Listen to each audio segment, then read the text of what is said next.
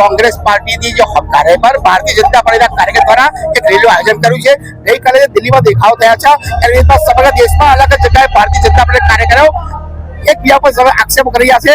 કોંગ્રેસની જે આક્ષેપી છે કે વિદ્યાર્થીઓ પર કરી રહ્યું છે સાથે એમ લાગી રહ્યું છે આજે અમદાવાદ શહેરના જે કોંગ્રેસ કાર્યાલય છે પાસે ભારતીય જનતા પાર્ટીના પ્રદેશ અધ્યક્ષ સહિત લોકો મોટા કાર્યકર આવ્યા છે।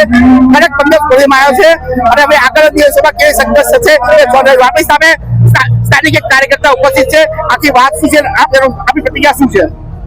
જી, જે પ્રકારે દિલ્હીની અંદર જંતર મંતર ખાતે જે પ્રકારે નીટ પેપર જે લીક થયા તે મુદ્દે પ્રોટેસ્ટ ચાલી રહ્યો છે, એ પ્રોટેસ્ટની અંદર સમગ્ર ભારતમાંથી અલગ અલગ રાજ્યોમાંથી લોકો સમર્થન આપી રહ્યા છે। આવા સંજોગોમાંની અંદર જે ધર્મેન્દ્ર પ્રધાન છે એના રાજીનામા માટે જ્યારે કોંગ્રેસે માંગ ઉઠાવી છે અને ધર્મેન્દ્ર પ્રધાન રાજીનામું આપે અને પ્રધાનમંત્રી પણ આનો જવાબ આપે એ મુદ્દે જ્યારે દિલ્હીની અંદર રાજકારણ ગરમાયું અને પ્રધાનમંત્રીના નિવાસસ્થાનની બહાર જ્યારે કાર્યક્રમ રાખવામાં આવ્યો, આજે એના અનુસંધાને ભારતીય જનતા પાર્ટીના ગુજરાત પ્રદેશ અધ્યક્ષ દ્વારા રાજીવ ગાંધી ભવન ખાતે એ રાજીવ ગાંધી ભવનની ઘેરાવો કરવાનો કાર્યક્રમ રાખ્યો છે અને એના માટે આજે સમગ્ર પોલીસ બંદોબસ્ત થયો છે।